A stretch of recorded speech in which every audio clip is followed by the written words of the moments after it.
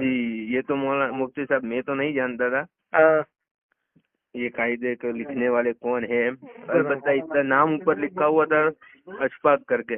ہاں ہاں لیکن اتفاقاً ایسا ہوا کہ میں گھر سے آ رہا ہاں تو اپنے جمال پور جو مدرسہ ہے نا کنز العلوم یا بس لیٹ تھی تو وہیں چلا گیا. ہاں نہیں امریک نہیں احمد آباد میں. احمد آباد میں. ہاں ہاں تو وہاں مدرسہ ہے نا ہاں تو بس لیٹ تھی تو اس کی وجہ سے میں وہاں چلا گیا. برابر. تو وہاں پر ایک استاد سے پہچان تھے ہاں ان کے پاس بات چیت کر رہا تھا کتب خانے کے اندر. اچانک میری نظر اس قاعدے پہ گئی برابر. تو میں نے نکالا اور دیکھا برابر تو میں نے سمجھا تھا کہ اس کی تو تلاش تھی. برابر. تو پھر اس کے بعد یہاں لے کے آیا. پھر ابھی میں پڑھا رہا ہوں الحمدللہ. بہت ابھی میں نے جزم کا بیان تک پڑھا لیا ہے بچوں کو. الحمدللہ. لیکن وہ بچے کے اندر اتنی صلاحیت پیدا ہو گئی مفتی صاحب کہ وہ بچہ پارے کی مثالیں سولو کر لیتا ہے. آسانی سے وہ سمجھ لیتا ہے. جی الحمدللہ. ہاں اور میرا ایک مزاج ہے کہ میں کسی بچے کو ہجے نہیں کرواتا. ارے یہ تو مجھے یہ فکر تھی آپ سے بات کر رہا تھا کہ آپ ہجے تو نہیں کراتے. ہجے کا میں یوں دشمن سمجھ لوں یوں. میں تو اس کو زہر کہتا ہوں. ہاں وہ زہر ہے ہمارے لیے. صحیح ہے. کیونکہ بچوں کو جب تم ہجے کراؤں گے الف زبر ہاں تو اس کی زبان پہ ہی نہیں آئے گا. جب تک الف زبر نہیں بولے گا تب تک اس کی زبان پر چڑھے گا ہی نہیں. بس یہی میری وجہ ہے. میں بھی یہی اسی کا قائل ہوں کہ وہ بچہ محتاج بن جاتا ہے. ویسے بھی مفتی صاحب ہمارے پالن پور علاقے کے اندر ہجے کا کوئی قائل ہی نہیں ہے. بالکل صحیح بات ہے. یہ پتہ نہیں یہ ہجے ایک بدعت نہیں سمجھ لیجیے. بدعت ہے.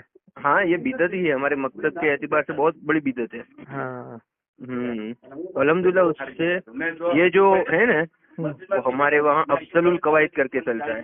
ہاں بس آپ کی یہ جو لکھا ہوا ہے نا قاعدہ ہاں احمد القواعد وہ ہو بہو اسی کی ترتیب پر ہے. اچھا. لیکن اس کے اندر فائدہ مجھے یہ نظر آیا اس کے مقابلے میں کہ اس کے اندر مثالوں کی تعداد زیادہ ہے. جی جی. اور بچہ ہے نا پارا یم پڑھنے کے لیے اس کے لیے کیا ہوتی ہے مشق زیادہ کرنی پڑتی ہے. مشق اور جتنی مشق زیادہ کرے گا اس کے اندر روانگی آئے گی. صحیح بات ہے نا. ہاں تو اس میں کیا ایک استاد کا بہت بڑا فائدہ ہوتا ہے کہ اس کو کم وقت دینا پڑتا ہے. ہاں اس کو محنت کم ہو جاتی ہے. السلام علیکم مفتی صاحب. ہاں یہ کوئی بات میں نے ان سے ایک مرتبہ بھی نہیں کی ہے.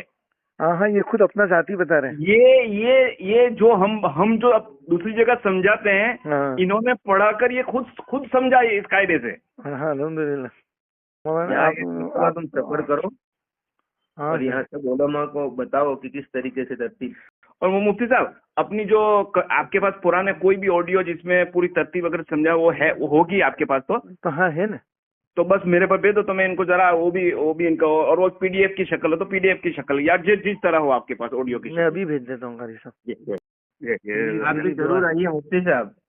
انشاءاللہ آپ پروگرام رکھیے. اصل میں بہت ضرورت ہے مولانا. آپ کو آپ کا نام میں نہیں جانتا ہوں. ہمارا علاقہ ہے تو مکتب کی لائن سے بہت کمزوری ہے تو اس کی یہاں بہت ضرورت ہے اور محنت کی بھی بہت ضرورت ہے. مولانا میری کئی شہروں میں بات ہو رہی ہے. ہر جگہ یہی ریزلٹ ہے. بچوں میں کمزوریاں بہت ہیں. اور وہ کمزوری اس لیے کہ مفتی صاحب کہ جو اصل میں قاعدہ جو ہوتا ہے نا وہ قاعدہ ہی ان کے پاس نہیں ہے.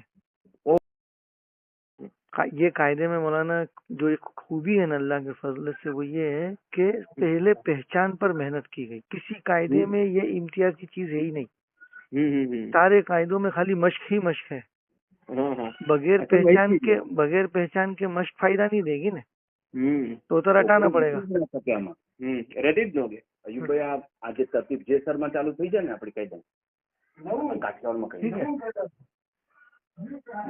मुफ्ती साहब हाँ इंशाल्लाह मैं एक मरकजी जगह पर बैठा हूँ. यहाँ जिम्मेदारों से मैंने कहा अपने एक प्रोग्राम बनाएंगे और सारे मकातिब के उलमा को जोड़ेंगे.